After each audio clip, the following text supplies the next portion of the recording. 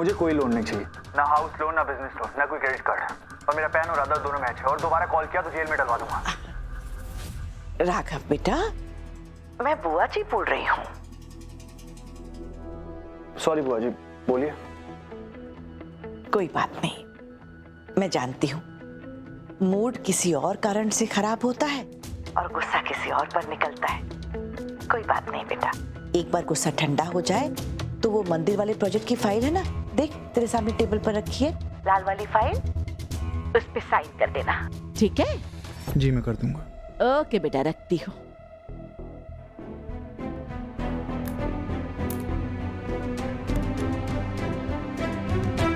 उस फाइल में क्या है माँ? अरे मूर्ख, और क्या होगा? राघव की प्रॉपर्टीज के पेपर्स हैं। देख, आजकल उसका मन बहुत बेचैन है, उसका दिमाग ठीक से काम नहीं कर रहा। इस वक्त हम उससे किसी भी पेपर्स पर साइन करवा सकते हैं।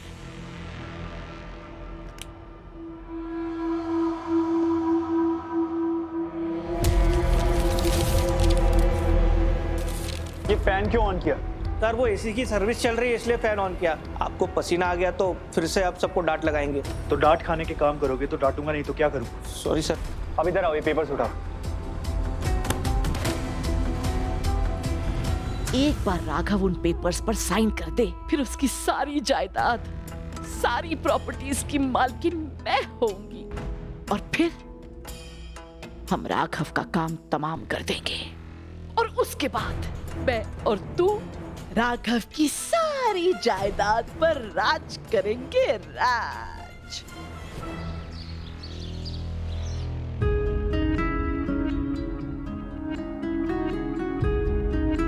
किसी का फायदा उठाना ये तुमसे बेहतर कौन जान सकता है?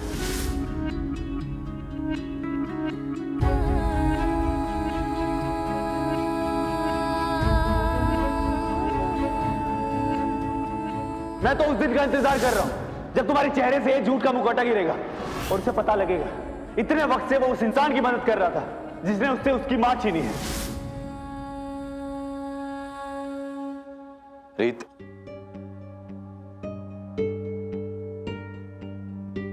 तुम ठीक हो? हाँ, मैं ठीक हूँ। मैं जानता हूं कि बहुत कम टाइम में तुम्हारी लाइफ में बहुत कुछ हो गया, बहुत कुछ बदल गया। मैं जानती हूँ रोहित, मुझे थोड़ा वक्त तो लगेगा, लेकिन मैं संभल जाऊंगी, अपने पैर जमा लूंगी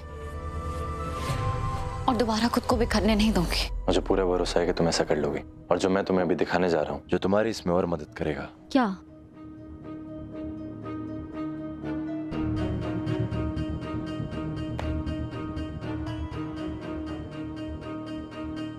हमने राघव की कंपनी के 48% शेयर्स खरीद लिए हैं, अब बस 3% बाकी हैं। उसके बाद उस कंपनी पे हमारा राज होगा। पर रोहित, तुमने इतने जल्दी इतने सारे शेयर्स खरीदे कैसे? तुम ये बात अच्छे से समझती हो कि ओवर कॉन्फिडेंस किसी भी इंसान को नीचे गिराने का सबसे पहला स्टेप है, और राघव को ये ओवर कॉन्फिडेंस है कि उसे कोई हरा नहीं सकता है। मैंने उसके सारे शेयर होल्डर्स को डबल पैसे दे करके उसके शेयर्स खरीद लिए। ऑफिस में किसी ने उसे ये बात बताने की कोशिश भी करी थी, लेकिन उसने उसकी बात ही नहीं सुनी। मुझे लगा था कि वो थोड़ा चौकन्ना हो जाएगा, कोई एक्शन लेगा, लेकिन नहीं, उसने ऐसा नहीं किया। अब बस 3% शेयर्स बाकी हैं। उसके बाद सूर्यवंशी कंस्ट्रक्शंस हमारी होगी, और वो हर चीज जिस पे राघव को घमंड है वो सब हमारा होगा। हमारा नहीं रोहित, तुम्हारा। नहीं रीत, मैं नहीं, हम। ये सब मैं अपने लिए नहीं कर रहा हूँ, हमारे लिए कर रहा हूँ। और जिस कंपनी ने उसके शेयर्स खरीदे हैं वो हम दोनों के नाम पे रजिस्टर है। ये अच्छा किया तुमने। कम से कम अब बुआ जी राघव की कंपनी हासिल तो नहीं कर पाएंगी। क्या मतलब? तुम ये सब राघव को बचाने के लिए कर रही हो? नहीं, लेकिन जितने बड़े दुश्मन राघव मेरे हैं उतनी बड़ी दुश्मन बुआ जी भी है। और अगर वो राघव का सब कुछ अपने नाम करवा लेंगी तो वो जीत जाएंगे, और मैं उन्हें जीतने नहीं दे सकती। तुम पक्का ये करना चाहती हो? हाँ रोहित, अब मेरे दिल में राघव के लिए कोई एहसास नहीं है, ना ही कोई दया और तरस है। अब राघव मेरे लिए सिर्फ वो इंसान है जिसने मुझसे मेरी माँ को छीना। और वो भी सिर्फ इस गलतफहमी की वजह से कि उन्हें लगता है कि रीता आंटी को मैंने सबसे दूर किया है। रीत, वैसे तो तुम हमेशा ही हिम्मत दिखाती हो, लेकिन मुझे अभी भी डर है क्या तुम अकेले ही सब कर पाओगे। क्यों नहीं रोहित, इनफैक्ट मैं तो उन लोगों को थैंक यू कहना चाहती हूँ जिन्होंने जरूरत पड़ने पर मेरा साथ नहीं दिया। तभी तो मुझे ये एहसास हुआ है कि खुद को संभालने के लिए मुझे किसी के सहारे की जरूरत नहीं है। लेकिन इतना आसान नहीं होगा ये रीत, उस इंसान से टक्कर लेना जो इतना ताकतवर है, उसके सामने अकेले खड़े होना जिससे तुमने कभी अपनी जान से ज्यादा मोहब्बत करी हो। उन लोगों को नीचे गिरते हुए देखना जिन्हें तुमने अपना परिवार समझ के संभाला था, बहुत मुश्किल होने वाला है तुम्हारे लिए।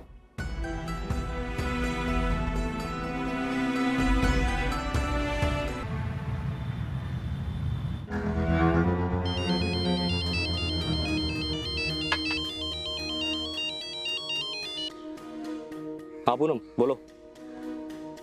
अरे यार तुम्हारी प्रॉब्लम क्या है? मैं किसी जरूरी काम से बाहर आया हूँ और मैं तुमसे पूछता हूँ क्या कि तुम्हारा म्यूजिक टीचर तुम्हें क्या सिखा रहा है, क्यों सिखा रहा है?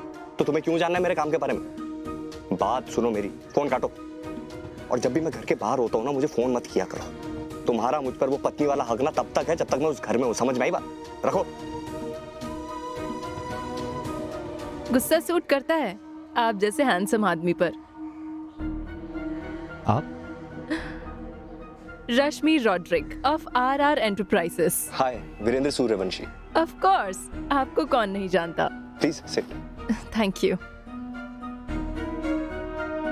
दरअसल मैंने आपकी कंपनी के बारे में इतना सुना है कि मैं उसमें इन्वेस्ट करना चाहती हूँ। देखिए, अगर आप बड़े इन्वेस्टमेंट के बारे में सोच रही हैं तो मैं बता दूं कि आप गलत इंसान से मिल रही हैं, क्योंकि मेरे पास कंपनी के सिर्फ 3% शेयर्स हैं। वेल, आपकी कंपनी इतनी आगे बढ़ रही है कि शुरुआत के 3% भी काफी है मेरे लिए, और उसके साथ आप जैसे चार्मिंग पर्सनैलिटी से भी तो मिलने का मौका मिल रहा है। आप अपने हर बिजनेस पार्टनर से ऐसे ही मिलती हैं?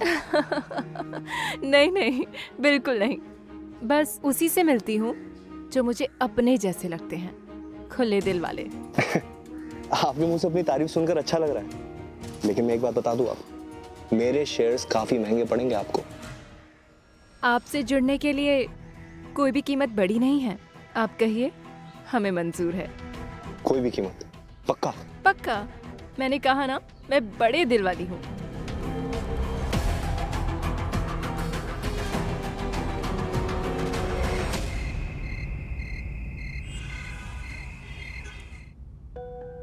प्रिया को मेरे कैबिन में भेजो। सॉरी सर, सारा स्टाफ घर जा चुका है।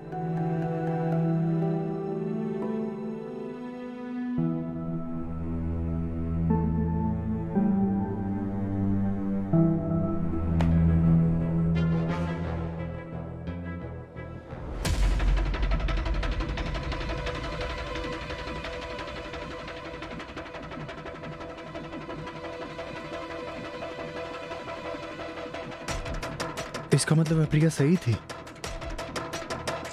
कोई मेरी कंपनी के सारे शेयर खरीद रहा है, लेकिन ये है कौन?